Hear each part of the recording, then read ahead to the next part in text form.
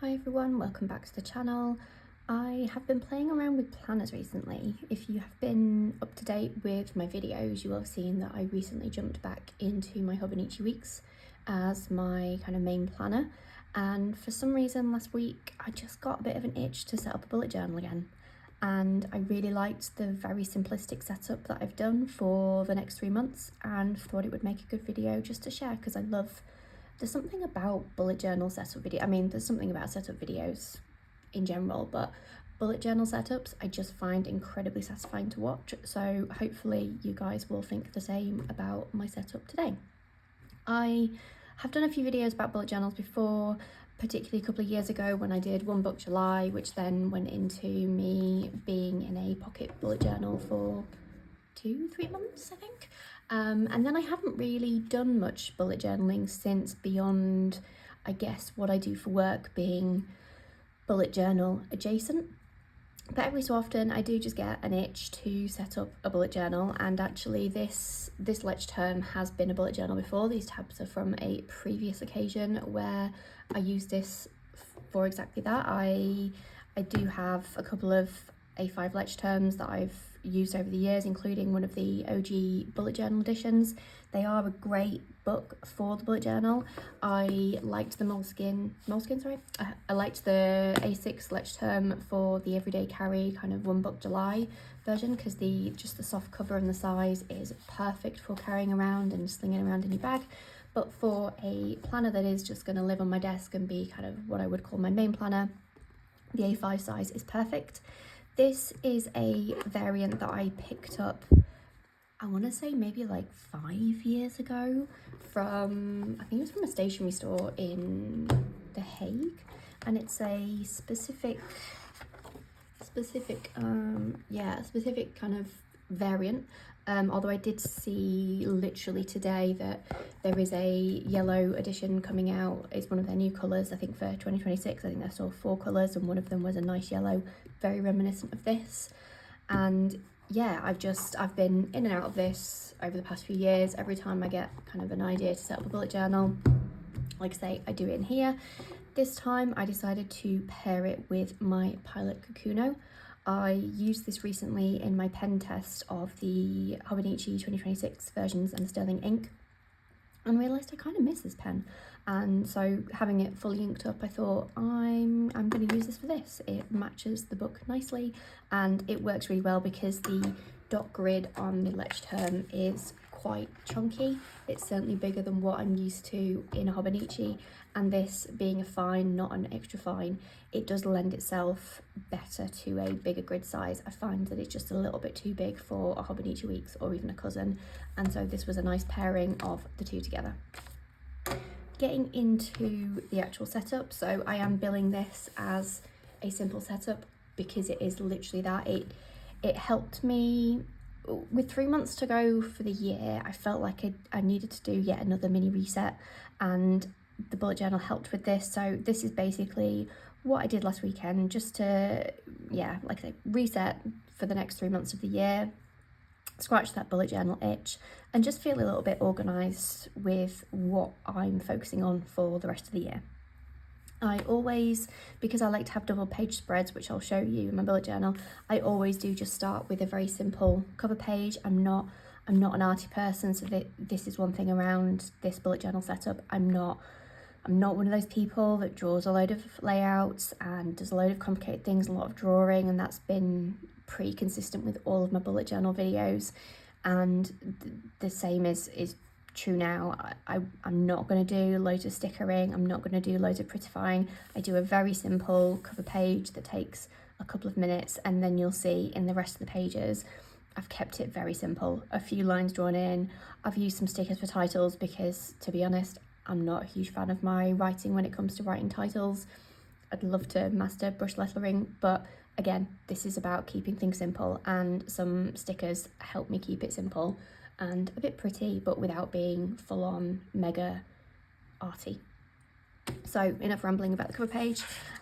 We get straight into how I've set up this is the main brain of the book, the starting of it, and just the pages that are helping me focus for the next 3 months. I think what it was, I just wanted to sit down and just put pen to paper around what do I want to do for the next 3 months, because it is going to be really busy. It's the busiest time of year for me at work in terms of my full-time job, and it's busy with the shop. It's in my shop, Lethbridge Paper. And I just wanted to do a bit of a brain dump of these are the things that I actually want to do, and just get it out there and get it somewhere that can be really, really visible, really present, and not away on a shelf somewhere. So I've done a very simple goal planning setup, which is one that you will have seen before if you saw my goal planning setup from, I want to say, a couple of months ago. I'm just following the same process that I did then. So I've got 4 buckets of life. I have the home, basically. So we bought a home last year. We've been renovating it slowly. I've then got finance and my savings goals. I've got kind of health and fitness, wellness with a weight loss goal. And then the final one is for Lethbridge Paper. And how I've just bricked it up is a very top line goal for the month. So a profit amount for Lethbridge Paper, a weight that I want to be at by the end of the month, how much I want to save, and the top line one here is the two main rooms that I want to get complete and say, yep, tick, done in that month. And then what I've done is broken it down into some smaller tasks. And so some of it, so for the house stuff, it's literally just all the different bits and pieces that need to be done for me to consider this complete. This one, it's just very simple things that will help me save that money. A big thing for me is food. I spend most of my money on food at this point, I think, and drink as well. We've definitely got into the habit of a glass or 2 of red wine of an evening. And yeah, so those are things that will probably help this bit, but I've put them under here for the financial aspect of it. And then for my weight, just a few bits that will help me get to that. So close my rings every day, salads or soup for lunch at work, because it's too easy just to load up on junk. And the big thing really is cutting down on the snacks. I am surrounded by food at work because of what I do, and it is very easy to overeat, and that's probably a big thing. I should probably put no snacking on there. That's probably remiss of me, but for me that kind of signifies just eating through the day better. And then 4 workouts a week. Very sporadic on the workouts. Now the weather's getting worse. I don't think I'm going to be doing much running in the mornings, which was very short-lived, but I need to get back into actually working out, which you know, matches with the rings, but I have found that actually just doing a walk does close my rings, even the workout minutes. And for me, that's not a workout as far as I'm concerned. I want to do something over and above, so whether it's a run, cycling, VR workout, something needs to happen 4 times a week. And then just for Lethbridge Paper, just some top line things I want to do that are very, very straightforward. Videos, how much I post on Instagram. I am still in a hate relationship with Instagram. And then a new release. There's definitely going to be more to this, but for me, these are bare minimum things that I need to achieve. And then over and above that, I know that I need to just spend some time brainstorming new releases. I haven't had a huge amount of new releases. What I have done is introduce clear stickers to the shop, so I've been converting a lot of my current stickers into clear, which then means that actually I haven't designed any new things recently. And actually this weekend I had a bit of a session on that and felt really good for it. So I think probably in November that will get kind of expanded out a bit more, and I'll probably have a bit more things to go after in terms of some proper goals around actually release this sticker and this sticker and this set, because I've already done the work to kind of get that idea and do some brainstorming. Up until this weekend, I can't remember last time I sat down and just made some ideas around stickers that I wanted to make. And that's the very simple layout for the goals for the rest of the year, what I'm then going to do. So you can see that I've kind of already done the top lines for November and December. I will then closer to the month just go in and start adding in the tasks or the habits or whatever it is that will get me to these overall goals. This is then just a bit of a brain dump of other bits and pieces that I've kind of put into life and home. So for the home stuff, I kind of not quite did these in isolation, but I had a bit of a running list in my weeks, which you may have seen. I think I've posted it on Instagram, my layout, a couple of times. This was just a bit of a brain dump of everything that I had in my head that I imminently wanted to do. in the home, and some of it does fit into there, so it is kind of duplicated, but I just wanted to have just somewhere neat to get all of that down in one place. I've added some stickers in just to, like I say, make it pretty, also using up some stickers, which is always helpful. And then I've done the same for life, because I've got things that I want to do that don't necessarily fit neatly within the goal. So Be Creative Weekly, I need to get back into painting and drawing and just scratching that creative itch, which I know I probably keep saying on this channel. I just need to carve out the time to do it. And actually, after I set this up, I'd spent some time painting and felt wonderful for it. I'm doing a Procreate course. I haven't done a single lesson in so long. And that's basically this list of just bits like that have been in my brain that I just wanted to commit pen to paper. And that's the great thing about a bullet journal, because it's just empty pages that you set up how you want. You can just have lovely blank brain dump lists that you can go back and revisit, or just move on if you don't want. But just having something like this that's really simple that I can carve out and have, I keep saying carve out, that I can have the lists just to get pen to paper, get it out of my brain, stop it from swirling around. It works a treat. And I have got another thing there that I've just covered up, because I did want to cover up some of the sensitive bits. But that is my kind of starting brain dump goal planning section. I really love this. I love that I just have this 2-page spread that has everything that I need to be focused on, and I will add bits as I go through. So I'll probably add another row in of stickers here and here as I get more things that I just want to get down. And it'll be nice just to every week sit, review, right, how am I getting on, what things need to go into the weekly plan, what things do I need to refocus on, and just have it here all in one place. Moving on to the, I guess, planning, proper planning, like daily, weekly, monthly planning.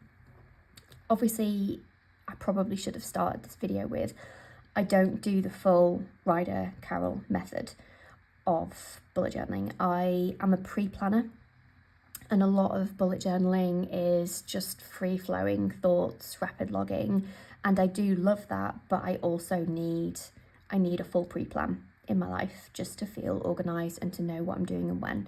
And this is my most simple but useful layout that I think I've probably ever done in a bullet journal, if I'm honest. It's completely drawing free. As you can see, I've literally done one line here on my weekly. I've added in a couple of stickers. I've used some coloured pens, but other than that, really, really simple. But it works for me. And if you're someone that doesn't go into the whole, doing lots of drawing for bullet journaling, this layout will probably work for you too. To begin with the monthly, how I've set it up is the days of the month down in the middle. And then the right hand side I have used for events, and the left hand side I've used for tasks. So if you have seen my planning videos before, I like to incorporate tasks into my monthly view. So just to give you an idea of October that I set up before I got the itch for the bullet journal, I use the left hand side of this layout for the tasks for each week. I've basically replicated that in my bullet journal for the first time, and I really like how it has worked. So all of my tasks alongside the week that it needs to be done are here, and then all of my events, appointments, whatever it is, here. I've tried to do some colour coding. It's a bit squiffy, as with anything when I set up a new way of doing something. I've been consistent on some, and then others I've forgotten what colour I've used because I set this up in a kind of creative hour where I just needed to do it and then didn't fully give myself a proper key or anything. But you get the idea.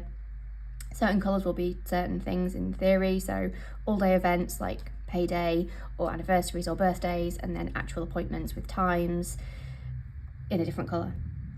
Then, because the space at the bottom, this is what I am using for my regular tasks, and to try and alleviate, because a lot of my planning each week is just the regular tasks that I do every week. That's what fills up half of my planner. So what I've done here is I've split them out into 2 columns, one for kind of home stuff and one for letters paper stuff. And I'm using this as a way to then keep on top of what does need to go into the weekly on whatever day I choose to do it, to keep on top of it, so I don't necessarily have to plan it out for the week in advance, because that's what I was doing in my weeks. I was sitting down on a Sunday night and going, right, I was going to change the towels on this day, change the duvet on this day. I don't need to do that, and it's just filling up space for the sake of it. Whereas I have it here, I set up my week, I set up my day, and I go, right, okay, which of these have I not done? Right, write it in, get it done. Having all of my month in one place like this on one page really works for me, really like it, really simple to set up. What I haven't done is any pre-planning in this planner, because I have my EDC, which is my passport traveler's notebook.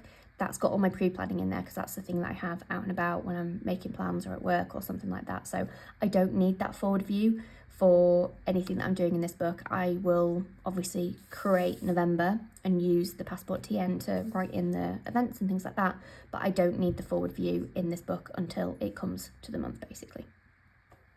Okay, on to the weekly, and this is probably the most simple weekly layout I think I've ever done. I love it. It was very easy to set up and had minimal pre-planning, which is kind of what I wanted. All I've done here is put a little section for the week at a glance, and I've just put in I've put in all events because I want to see them at a glance, and then a couple of tasks that needed to be done on a certain day. And then I've left it. Everything else just gets kind of planned in as I go along. What I've done here underneath is just written in orders due or emails or responses that I'm waiting for in there, and that's it. And that was my setup for the week, basically. I then started Monday, so what I've done is I've used the Midori dot markers just to mark out the day, just so it's easier to see. And what I did is I started Monday with probably a bit more of a brain dump, and that is something that I have done as the week's gone on. So there have been certain things that I've written in under a day, not because it necessarily needed to be done that day, I just needed to get pen to paper on that day. Some of the things I haven't done, like this reel that I wanted to do. But as I've gone along, I've then gone back and just made sure that, it is really easy to see what's not been done. It's not been ticked off. Okay, cool. I might try and get to that day, and it might get ticked off, or it'll just get migrated to the next week if it doesn't get done, if it's still relevant. And because the things that I write in, I don't have a huge amount to rapid log in terms of notes. So actually a lot of what I write is quite short. And so I can get a third column out here, and so I can fit a full week in this page, which is really nice. Just being able to see my whole week at a glance is a bit of a non-negotiable for me for planning. And yeah, I really like actually how this has turned out. I've even got some spare space. It hasn't been a super busy week, but the fact that I've got some spare space shows that, when I do have a super busy week, this layout will work just as well. It was annoying me, so I had to add in my dot for today. These are what I've been using for a lot of this. These are the Midori join dots. They come as a 3 and they just link together, but as you probably saw then, they're not. I was a bit disappointed with these, really. They don't always do kind of a full blob the first time, and they also bleed like hell, even on Tomorrow River paper. It's the one pen in my pen test that showed a massive amount of bleed through. So yeah, sad times with the Midori. And like I say, I set this up on Sunday. I've been in it all week, really enjoyed it, really enjoyed kind of having everything here. Obviously it does look like there's a bit of duplication, because one of the things that I have been doing is events I haven't been writing in the day, but I have written in tasks that I'd kind of pre-planned here into the same day. So there are a couple of things where it is kind of triplication, but obviously as we get into next week and a fresh page, that won't be a thing. I have also been able to use this as a bit of kind of, it's not brain dump space, but if there's things that I think that I need to do next week, I've got the space to then just write it in here, ready for the following week. It'll be interesting to see kind of how I go with that, because that is one thing that I haven't really nailed with my planning. How do I capture something that needs to be done the following week in the best way?